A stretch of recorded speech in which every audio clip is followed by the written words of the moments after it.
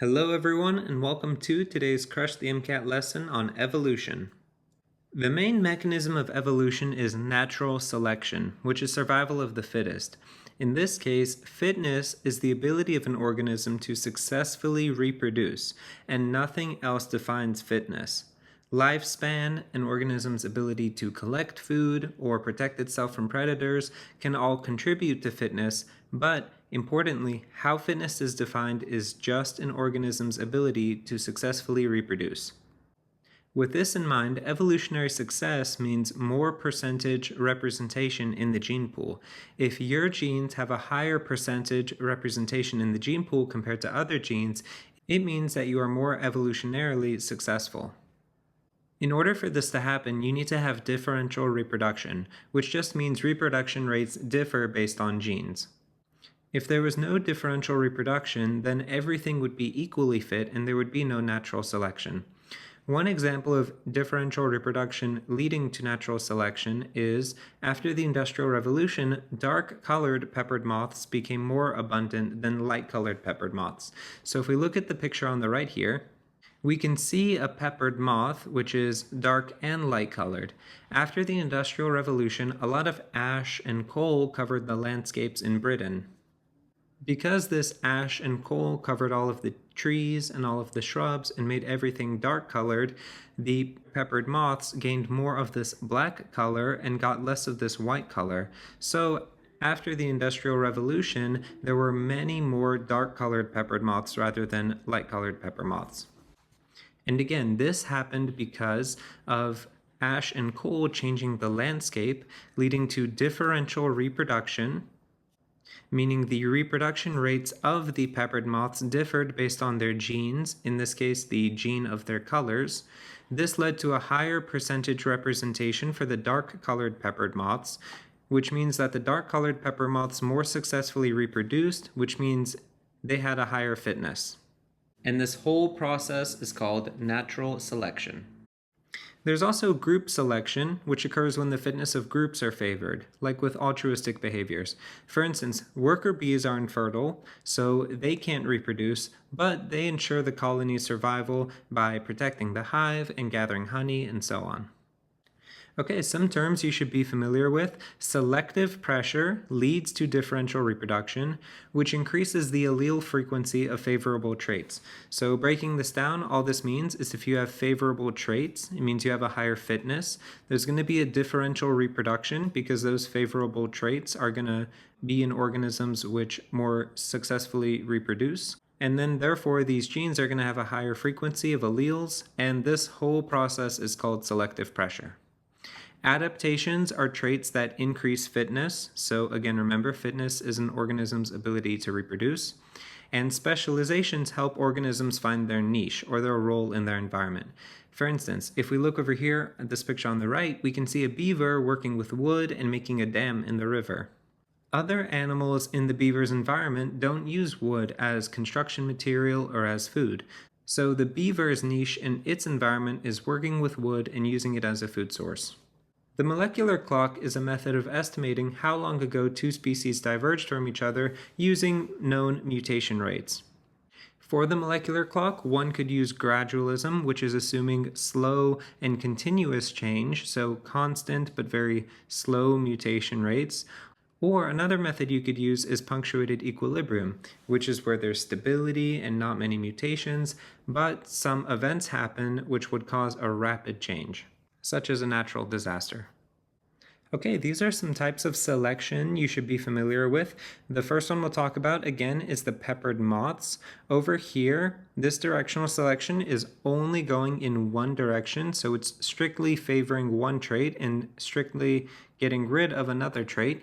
For these peppered moths, after the Industrial Revolution, we could say the trait is color, and on the left it's a light color, and on the right it's a dark color. And after the Industrial Revolution, when the landscape became much darker, the peppered moths became much darker too. In the middle, stabilizing selection is when the median of one trait is favored over any extremes. A common example you see of this is human birth weight. So most babies are between 7 and 8 pounds. So we can say the trait here is weight in pounds. And so the idea here is because most babies are between 7 and 8 pounds, this is an example of stabilizing selection where the median is favored. There's very few babies born at 5 pounds, assuming a full term and a normal pregnancy, and there's very few babies born at 10 pounds, again, full term and a normal pregnancy. And the reason for this is because at 5 pounds, the baby's head might not be large enough to support a brain that could become an adult brain. And then at 10 pounds, the baby might be too large to comfortably or safely pass through the vaginal canal. On the right, we can have disruptive selection 2. This can happen with Darwin's finches, and this is when you have an organism in an environment, but something happens so that the organism chooses to favor the extremes of traits rather than something in the middle. For instance, with Darwin's finches, maybe they were on an island where the food sources could easily be accessed by a very thin and a long beak, or it could be accessed by a very large and powerful beak. A medium-sized beak wouldn't help a bird get either of these food sources, just a very thin and long beak or a very large and powerful beak. And because of that, that will cause a disruptive selection where the extremes are favored rather than the median. Okay, and for types of evolution you should know, again with Darwin's finches, this is an example of divergent evolution, when two organisms had a common ancestor, but as they branch out, they get farther away and they get more and more different from each other. In the case of Darwin's finches, maybe the beaks got much different. Maybe the beak went from thin and long to very thin and very long, and this kind of short, powerful beak became even shorter and even more powerful compared to the other beak. In the middle, with parallel evolution, one common example you see of this is sugar gliders and flying squirrels. So these two animals may have had a common ancestor, but at one point in time the animals diverged because sugar gliders are a marsupial and flying squirrels are a mammal. So there was a divergence for these animals at one point in time, we can see here, but then after that the animals evolved in a parallel fashion where they still look similarly and fulfill similar niches, but they have a big difference between them. For sugar gliders and flying squirrels, they can both fly between trees, but again, one is a marsupial and one is a mammal. And then for convergent evolution, these animals came from much different common ancestors, but they developed traits, maybe due to their environment, that are now similar to each other. For convergent evolution, a common example you see is dolphins and sharks. These are both animals which live in the ocean and eat fish. Dolphins, however, come from a mammal common ancestor, while sharks come from a fish common ancestor. So, despite their different ancestors, they both converged to live in similar environments and have similar body features. Okay, here are some more terms on genetic variation you should be familiar with. Briefly, I want to point you to the right. Here's an example of Darwin's finches. Here's that bird with the short and powerful beak we see in the top left. And then in the bottom right, we can see the bird with the thin and long beak. So the idea is that these came from a common ancestor, but there was some kind of disruptive selection which caused them to have divergent evolution and these different traits. Polymorphisms are just variations of DNA. For instance, with eye color, you could have polymorphisms because you could have brown eyes or blue eyes or green eyes, and these are just called polymorphisms. Inbreeding is the mating of more closely related individuals. This increases the risk of homozygous genetic disorders, and let me draw something out to explain why. Okay, here I've drawn out some genotypes. For more explanation on genotypes and alleles, check out our lecture on genetics. But let's say this double capital A genotype encodes for some wild type functional protein. And let's say that most people in an area have this genotype. So 99% of people have this wild type functional genotype. Now let's say there's an individual who spontaneously had a mutation of this protein in which he had capital A and lowercase a. Now this is still a functional protein, but let's say this person had a family and everyone related to this family is 1% of the population in this area. If people in this family mate with 99% of the population who have this double capital A genotype, then they'll always have either the double capital A genotype or this genotype here. However, if inbreeding occurs and people in this family mate with each other, there is a chance that their offspring could have this double lowercase a phenotype, and this would be a non-functional protein. So these two proteins would be fine, they would be functional, and you could easily live with them, but this protein would be non-functional and would lead to some kind of genetic disorder or condition. So without breeding or mating of less closely related individuals, you would not have this risk of a homozygous genetic disorder causing some kind of non-functional protein or developmental disorder. In a similar vein, two effects you should be familiar with are the bottleneck effect. This is a drastic reduction in population size, normally due to a natural disaster, and this is when genotypes are randomly eliminated, genetic diversity is reduced, and this increases the risk of homozygous genetic disorders too. Let's say we have a population of 1,000 animals and some kind of natural disaster reduces it down to 30.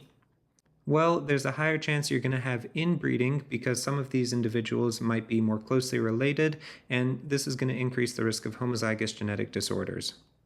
The founder effect, you can think of it similarly mathematically to the bottleneck effect, in which you have a small population making a colony in a new area. Let's say there's a group of 1,000 animals or organisms, and 30 of them leave to be in a new area. Well, you're going to have the same problems. You're going to have a limited gene pool present, you're going to have a low genetic diversity, and again, there's going to be this increased risk of having homozygous genetic disorders because of the founder effect here. All right, more terms you should know. Speciation is the formation of a new species. A species must be able to produce fertile and viable offspring, and that's what defines a species. There are animals that exist and could be made that can't produce fertile and viable offspring, and these are not species of animals. For instance, mules are made with the mating of a donkey and a horse, but mules are not a species of animal because mules are infertile. Genetic drift is random mutations that may help or hurt a population. Genetic drift only occurs when no selective pressures are present. If selective pressures happen, then that would be differential reproduction, and that would cause natural selection. Genetic drift can allow for niches or roles to be filled over time. For instance, if we have mice here, which are brown, then there could be random mutations over time which cause genetic drift in which these brown mice still exist, but you could have some mutation where now you have gray mice too. And this didn't happen because of any selective pressure or anything like that, but there was just some kind of genetic drift that happened where now you have two populations of mice, which are different colors. Over time, the brown mice could still live in a certain environment and occupy some niche, but the gray mice might go to a new environment and fulfill some other niche because of their different color. And that just happens because of random mutations, and that's genetic drift. Genetic leakage is the transfer of genes from one species to another. Some other terms to know: allopatric speciation occurs due to geographic isolation and physical barriers, and sympathetic speciation occurs within the same environment. Okay, lastly, I want to talk about Hardy-Weinberg equilibrium. Hardy-Weinberg equilibrium is 5 conditions, and all these conditions are saying is that the gene pool stays the same forever. You don't have to memorize these, but a question might ask you about Hardy-Weinberg equilibrium conditions. Just remember, the whole point of Hardy-Weinberg is saying that the gene pool stays the same forever in a certain population. So the 5 conditions are: individuals randomly mate, completely randomly, all phenotypes are equally viable, populations have infinite members, no genes leave or come into the population, and no new mutations occur. So again, the gene pool is just staying the same forever in this theoretical population, and that's Hardy-Weinberg equilibrium. So there's 2 equations you need to know from this. The first is P plus Q equals 1. And this equation is just saying all genes in a population add up to 100% of the genes in the gene pool. P is the dominant gene and Q is the recessive gene. So if you can only have a dominant or recessive gene, when you add both of those up together, it has to equal 100%. The next equation is p squared plus 2pq plus q squared equals 1. So this is all of the genotypes you can have with your genes, because you can either have pp or pq or qp or qq. These are all the possible genotypes, and if you add up all the possible genotypes, they'll add up to 100% of the genotypes present in this population. So those are the Hardy-Weinberg equations. All right, let's do some practice. So in a population of butterflies, the allele for blue wings is dominant over the allele for white wings. So again, remember what we said before. The dominant gene is P, and the recessive gene is Q.